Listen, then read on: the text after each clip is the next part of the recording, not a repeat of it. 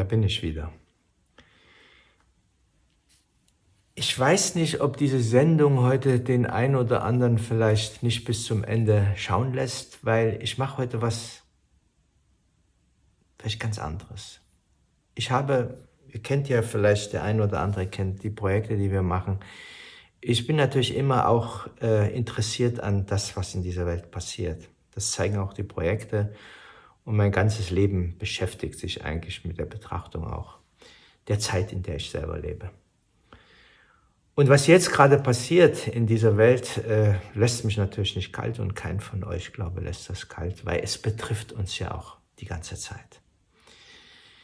Und ich will das gar nicht alles aufzählen und meine Historie ist ja auch, hat viel mit Iran zu tun. Meine Eltern waren Iraner und der eine oder Film, den ihr vielleicht auch schon gesehen habt, beschreibt ja auch diese Thematik, von wo ich komme, warum ich so bin, wie ich bin. Und was ich jetzt gerade in Iran erlebe, ist natürlich, ich kann da gar nicht hingucken. Ja? Also was da gerade passiert, wenn man sich nur vorstellt, nur ansatzweise vorstellt, wenn das hier passieren würde, was uns das jeden Tag auch für eine Opferbereitschaft abbringen würde, wir können uns das nicht vorstellen. Wenn man nicht drinne war, kann man sich es nicht vorstellen. Ich war vor 40 Jahren, bin ich das erste Mal nach Iran gekommen, also kurz nach der Revolution, wo das Schah-Regime sozusagen abgelöst wurde. Und es war damals für mich eine ganz, ganz wichtige Zeit. Und ich war noch ein junger Mann von Anfang 30 und habe auf einmal dort gesehen, was für eine Kraft man selber auch hat. Ein ungeheures Selbstbewusstsein ist in mir gewachsen, weil ich auf einmal gesehen habe, dass in so einer Gesellschaft Menschen, die also was wollen, auch ein Podium bekommen. Ja? Und man merkt selber auf einmal, wie viel man ausrichten kann. In einer Gesellschaft, wo alles verteilt ist und jeder seine Arbeit hat, merkt man das gar nicht mehr so, weil man die Lücke sucht. Aber dort ist alles offen, das Feld ist offen. In solchen Zeiten des Umbruchs ist auf einmal alles offen und das ist ein Gefühl, ich kann euch das gar nicht erklären. Vielleicht, ansatzweise, habe ich das hier erlebt nach dem Fall der Mauer. Ja. Ich war genau in der Zeit, an dem Abend war ich da. Es war ein Gefühl, das kann man sich nicht vorstellen. Und dieses ein halbes Jahr nach der Revolution war für mich also ein Jahr, da ging eigentlich alles. Die Menschen sind aufeinander zugerannt und es war überhaupt kein Thema. Gut und Böse gab es gar nicht, sondern es war eine große Wolke des Gemeinsamen. Dass das danach umbrach in eine Zeit, die wir bis heute eben erleben und die Menschen jetzt wieder auf die Straße bringt und in den letzten 40 Jahren schon ein paar Mal auf die Straße gebracht hat und wirklich gewaltsam unterdrückt wurde, das haben wir heute eben auch wieder.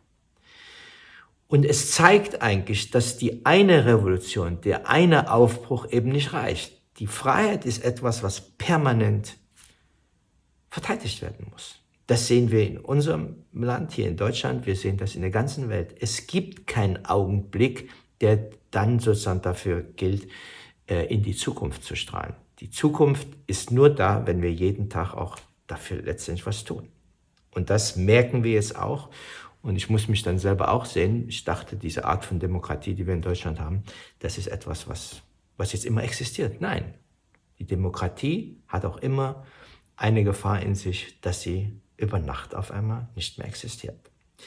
Und ich habe damals, und das ist wirklich, ich könnte euch jetzt eine lange Geschichte erzählen, was ich in diesem Jahr in Iran gemacht habe, aber es hat viel eben auch zu tun mit dem, was ich damals schon konnte. Ich hatte Architektur studiert und ich konnte eben immer schon zeichnen. Das war mein Thema. Und das Zeichnen hat mir dort ungeheuer viele Türen geöffnet. Unter anderem habe ich neben dem Zeichnen auch andere Sachen in der Jugend gemacht, unter anderem Pantomime. Und Leute kamen auf mich zu und haben gesagt, Mensch, wir haben hier nichts. Und das kamen Leute aus dem Fernsehen und sagten, Pantomime, toll, wir haben kein Programm, kannst du Pantomime machen? Habe ich gesagt, klar, kann ich machen.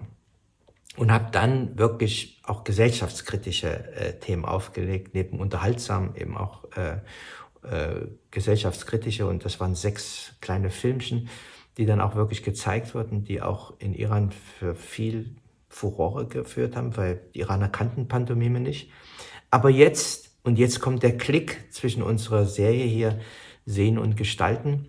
Wie sollte ich jetzt da hineingehen? Weil Pantomime ist eigentlich ein Theatermedium, also man muss sich konzentrieren. Also wenn man in der Pantomime ein Stück nicht mehr konzentriert, dann ist die Geschichte weg. Man muss von Anfang an dranbleiben.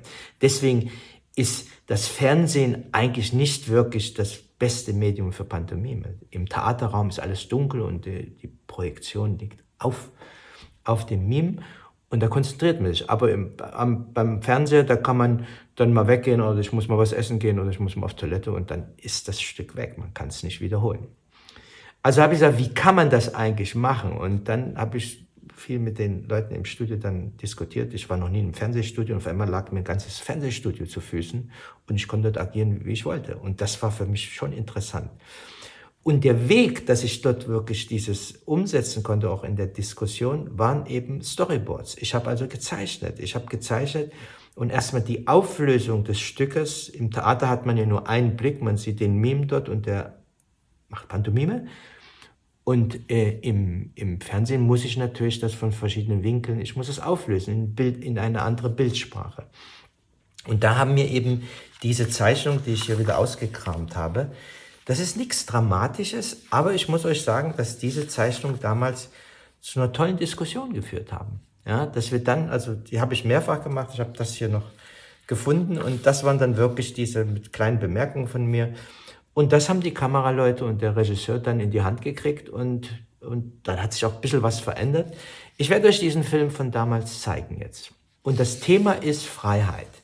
Und was ich hier eigentlich beschreibe, ist, dass die einmalige Befreiung eben nicht nützt, sondern dass wir an diesem Freiheitsbegriff permanent arbeiten müssen. Und da ist die Pantomime natürlich ein tolles Medium, weil ich habe hier zum Anlass genommen eine Geschichte von Edgar Allan Poe, das Pendel und das Loch. Das geht kurz vor der Französischen Revolution, wird einer eingesperrt und die Wände des Gefängnisses kommen immer näher, zerquetschen ihn fast und in der Mitte ist ein Rattenloch, wenn er da reinfällt, ist er sowieso tot. Und kurz bevor es aufgeht, geht die Tür auf und die Revolution hat gewonnen und er ist befreit. Ich habe das zum Anlass genommen, also dieses Bild des quetschenden Wände, das pantomimisch natürlich toll zu machen. Und dann findet dieser Gefangene findet dann einen Weg nach draußen und merkt, er ist in einem Freiraum und jetzt ist er frei und dann merkt er, dieser Freiraum wird wieder enger. Ja? Und er merkt also, er muss schon wieder diesen beengten Raum überwinden. Und zum Schluss hat er den Wind, der ihn im Gehen immer hindert.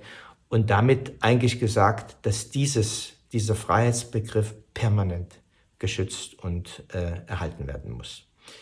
Und das war dann im persischen Fernsehen. Und ich glaube, dass dieser Film gerade auch für heute ganz, ganz wichtig ist.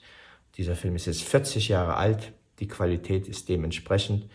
Und mein pantomimisches Können, würde ich sagen, aus heutiger Sicht, da kann man noch ein bisschen was machen. Aber ich glaube, für diese Zeit, und mich bewegt das immer wieder, diesen Film zu sehen, das zeigt eben auch was von dieser Unbedarftheit der Jugend, dass man einfach in so eine Situation reingeht und es einfach dann macht. In diesem Sinne.